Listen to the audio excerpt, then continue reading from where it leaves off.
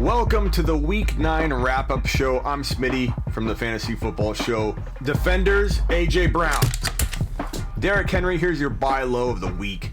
People are weird, and I'm going to get like, what do we do with Henry? I hate that question. What do we do with Henry? I'll tell you what you do. You buy low if you don't own him. It's my pleasure to bring you the wrap-up segment here on the Mayo Media Network. Thank you to Pat for letting me have this platform to showcase some of my analysis. And it's time to break some of that down right now. Week 9, let's go. You're watching the Fantasy Football Show. Let's start off with our boy Dalvin Cook. I mean, we talked about it last week, the week before that, the week before that. This is the best running back in fantasy football. Clear as day. I don't care how you break it down, how you want to break it down. I don't care how wishful you are about this player or that player. This guy has scored a touchdown in every single game he's played this year. He's missed one game, and he scored 2 more today. 22 totes for 206, 2 touchdowns. The dude is the number 1 overall player in fantasy football, and walking into 2021 drafts, even dynasty redraft doesn't matter. He's got to be in your top 3, or you just aren't paying attention. Look at the rookie, Jake Luton. You're going to hear a bunch of different ways people say this guy's name, but kind of exciting. 26-38, 304, and a touchdown. Looked pretty good. Now, we've seen quarterbacks come and go. We've seen guys like Kurt Warner go from grocery bagger to absolute stud, best quarterback ever in fantasy football, out of nowhere. So I'm not saying that's this guy. I'm not saying he even has a job 1 week from today, but I do know that he looked pretty darn impressive, and he connected with my boy DJ Chark, which is, that's the way to get on my good side, because in my opinion, Chark is a top 15, top 12 wide receiver in the league. He just hasn't had the opportunity. He's been banged up.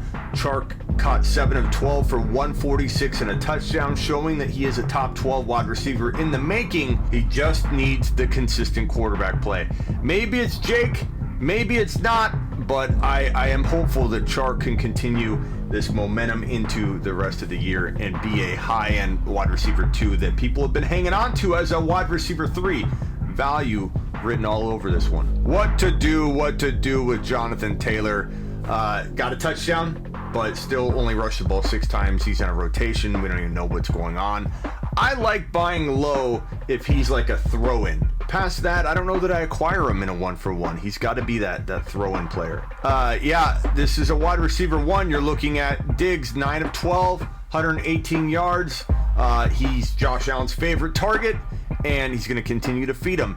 What I talked about earlier in the year, he's not inconsistent. People think Diggs is inconsistent. He hasn't had consistent quarterback play. Now he does. Now Diggs is going to be consistent as long as he stays on the field, and he's proving it. He's a wide receiver 1.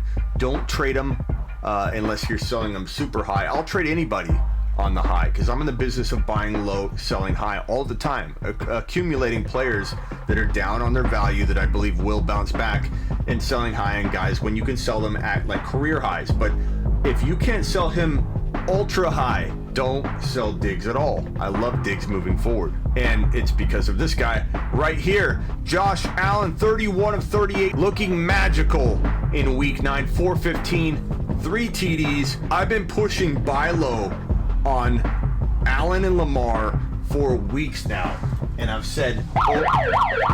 been saying for weeks now to go get Josh Allen, go get Lamar Jackson. Okay, so Lamar still struggled. We'll get to him in a second, but Josh Allen, the window closed for buying this guy low. Everybody giving up on him. He's not a top 5 QB after all, isn't he?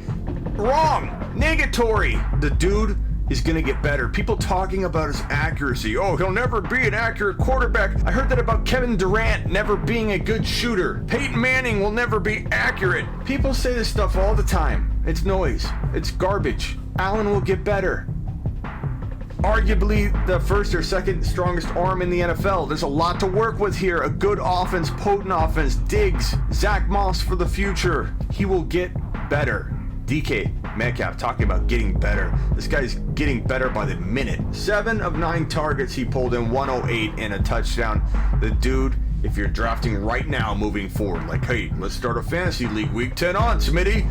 I'm drafting him in the top 10. No question about it. And where was he on my bold predictions? He's in the top 10. So was this guy. Damn it. Clyde Edwards-Helaire. I don't know what the hell is going on. Why they won't use him. It's not Bell. Everybody's scared about Bell. It's not Bell. They aren't running the football. 5 times, he needs more than 5 carries, but he did get the touchdown, which salvaged his week 9. But I don't know what to make of him going forward. Not because of talent. Not because I miscalculated how good the dude is. It's because I miscalculated how they're going to use him. But that's on me. I'm still buying low at the right price, but you got to curb your expectations a little bit, because there could be games where you have to get that touchdown in order to salvage the day. Do I think he could have that 150-yard and 2 or 3 touchdown game here in the next couple weeks? It could happen at any moment. The dude is electric. He will be game scripted out, but he will also be game scripted in. When he will pop off, but the problem is we can't predict when he will pop off. My advice is, if you can acquire him low, put him in a flex spot, you can weather through the up and down games in your lineup, because you're going to have big options to kind of carry you the weeks that Clyde can't pop off. Fuller continues to eat, catching all 5 targets for 100 yards and a touchdown. The dude's been a touchdown machine. He's a locked and loaded player in your lineup. I don't know how you can not put him in your lineup moving forward, almost no matter what options you have. He just continues to do well. AJ Brown, 4 of 9, 101 and a score, looking like an absolute animal on that touchdown catch, just dominating defenders. He dominates the space around him, like just completely just smashes anybody in his way. Defenders, AJ Brown completely bulldozes through people, and wait till he gets the ball more. Top 10 wide receiver, easy moving forward, but in Dynasty, I still like acquiring him with an upside of way more than that. McLaurin and Chark I've been talking about all offseason, and especially during the end season when they've been slumping and people are like, oh, maybe McLaurin and Chark aren't going to be top 12 wide receivers. They have the ability to. So negatory on that as well. Go, I don't know if you can get him anymore at even remotely discounted pricing, but he's going to continue to play well. He's going to have a monster career. And for those that did buy low in Dynasty because people were freaking out, congrats. He could have some ups and downs because he does play for the football team, the nameless football team. But 115-1, he made owners proud in week 9. Derrick Henry, here's your buy low of the week. People are weird. You have a bad week. What should I do, Smitty? I'm going to hear this all week long on my heysmitty.com right here, where you can order a phone call from me, and then sleeperu.com. I have an email advice-based service, and I'm going to get like, what do we do with Henry? I hate that question. What do we do with Henry? What do we do with blah, blah, blah? I'll tell you what you do. You buy low if you don't own him. You hold him if you own him. You don't sell a guy like Derrick Henry off of one bad game and say, what do we do with Henry? You don't do anything with Henry. Buy low. The theme is always going to be, it's a pretty easy formula. The question is recognizing when people will be bounce back capable. But when a guy like Henry has a bad game, you try and go in and attack and get him very cheap. I think he's a top 5 to 7 overall player moving forward for the remaining weeks. So I'm buying low. Heck yeah, I'm buying low. I'm buying low on Mark Andrews. I mean, coming off a bad game, go get him. Tyler Lockett, bad game, 40 yards. No one's going to like that. Go get him. I believe in all those guys. DJ Moore, bad game. I still believe he has high-end wide receiver 2 appeal. He will be inconsistent, but I go buy low. Guess who you can't buy low on anymore? This guy and, yeah, this guy. These guys are top 2, 3, 4 at their position. Go forward, no question about it. McCaffrey, I mean, I have Cook 1. But McCaffrey, I have 2. First game back, 18 carries. You got to love that. A touchdown, 10 of 10 targets for 82 yards and a touchdown. It's Cook, then it's McCaffrey, then probably Kamara. And then that's it. You cannot make an argument outside of Cook, McCaffrey, Kamara, or Cook, Kamara, McCaffrey. However you want to order it, those are the top 3. Tyreek Hill, what, top 2 to 3 overall go forward for wide receivers?